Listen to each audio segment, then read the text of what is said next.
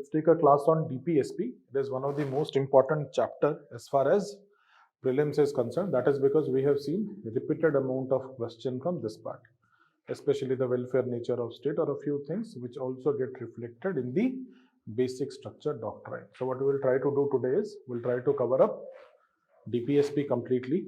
Okay. Along with that, we'll take care of amendment procedure to the constitution, that is article 368, and along with that obviously the basic structure of constitution. Fine.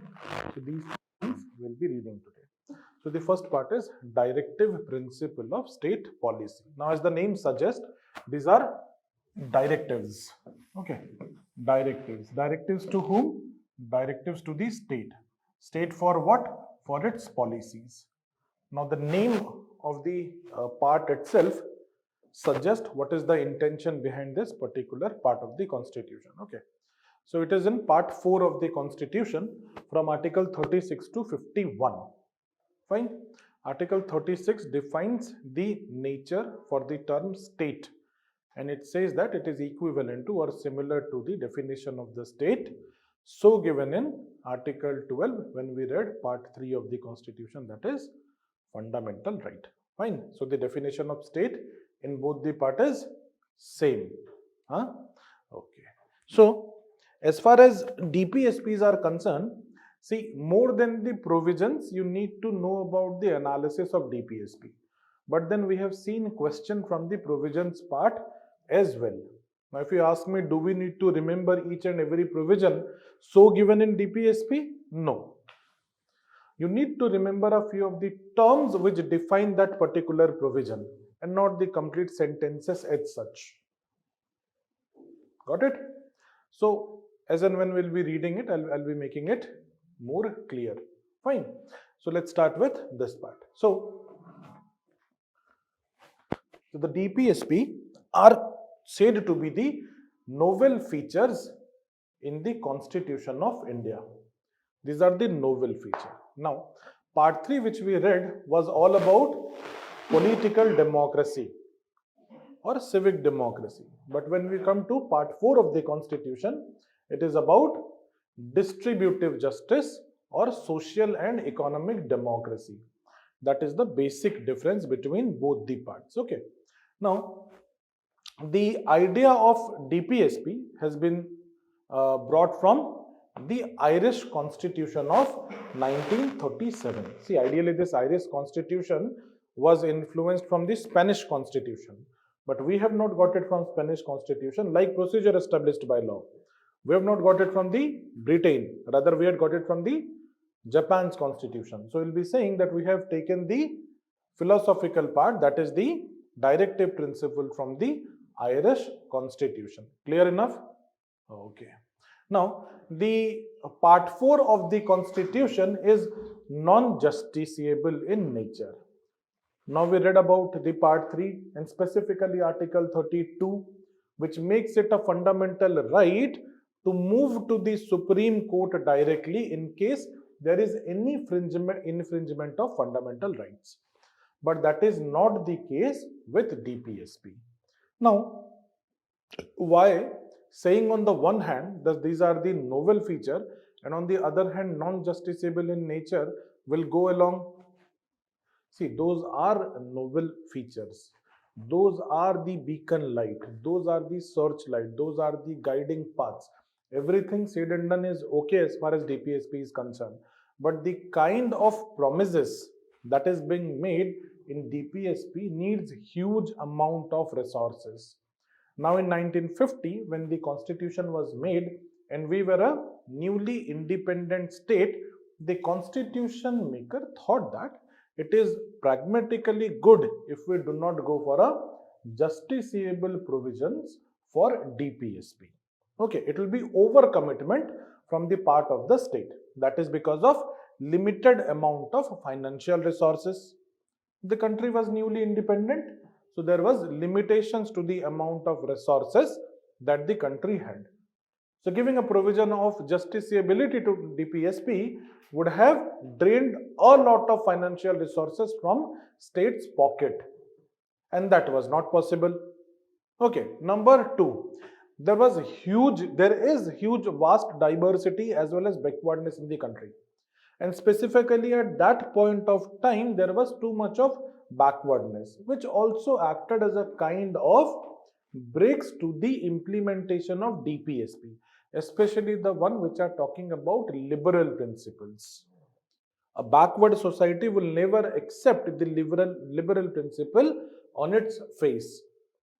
The society has to be educated enough to actually undertake or get influenced, absorb, or commit to liberal principles. Okay, we'll talk about what liberal principles we have.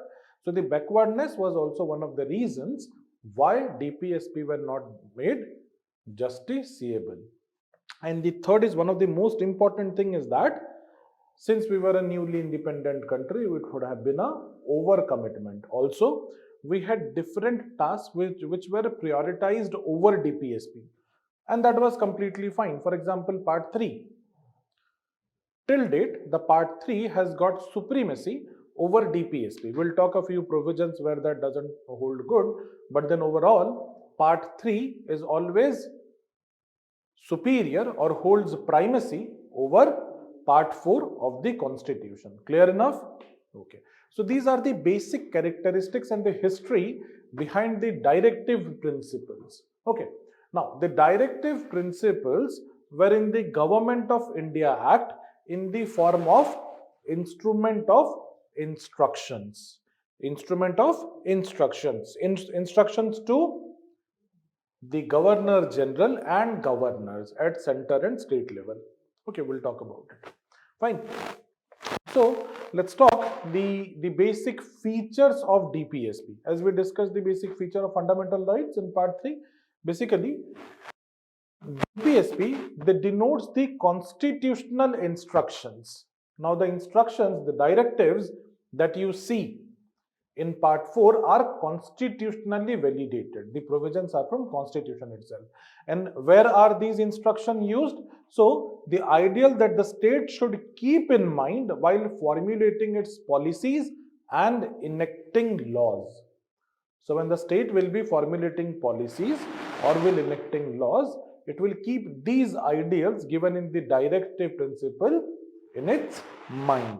Second is, state cannot be compelled to implement them. See, the non-justiciability clause holds good for the state as well, because it needs a whole lot of financial resources and empowerment at disposal of state also. So the state is not compelled to implement them. The state with its own capacity will bring in one after other reform and will be converting more and more of DPSP into enforceable legislations. That is what is happening. Fine, that is what is happening, na? The parliament or the state, the government with time, with its power, with its more of capacity, financial and every other kind of capacity, has been turning more and more of DPSPs into enabling legislations. That is why Ambedkar would say that DPSP are the best kind of election manifesto. Any government which is trying to get re-elected in the next election must always act in the direction of DPSP. We'll read about it. Fine. Third is instruction to the legislature and executive. See, in that case, it was instruction to Government of India Act 1935 was instruction to Governor General and Governor. Here it is instruction to executive and legislature. Seeks to establish economic and social democracy in the country. So when you see or read part 3 in detail, you will see it is talking more about the political democracy. One man, one vote kind of a principle. Fine. Here it is more about economic and social democracy. Okay. So it's talking about a welfare state and not a police state. So basically in a police state, the amount of interaction between the government and the governed is limited to few of the affairs like taxation and security. But in case of a welfare state, the state acts in a more progressive direction by raising the living standard of people, at the same time providing them more opportunities. So making the society egalitarian in nature. Resource redistribution in the most progressive way. That is what is welfare state. A state which cares about its citizen. Unlike a police state, which is only limited to taxation and security purposes. Fine. Okay. Apart from that, one of the most important feature of the DPSP is its reasonableness when it comes to application of a few DPSP, specifically given in provision of Article 39 Clause B and C. There is a conflict between fundamental right given in Article 14 and 19, then the DPSP cannot be declared null and void. There is a complete process of judicial interpretation. We'll read about it case by case, what happened, how it happened. But the final provision is this right away. Whenever there is a law and there is a conflict that a particular DPSP that has been formulated under Article 39B and C is in tussle with Article 14 and 19, then see what is the general understanding? That DPSP are inferior than fundamental right. As such, the Supreme Court should declare DPSP as null and void because it is in contravention to fundamental right. But for only this specific condition, the Supreme Court said no, they are not invalid, not null and void. Fine, we'll read about it, don't worry. Fine. So these are the basic features of directive principles of state policy.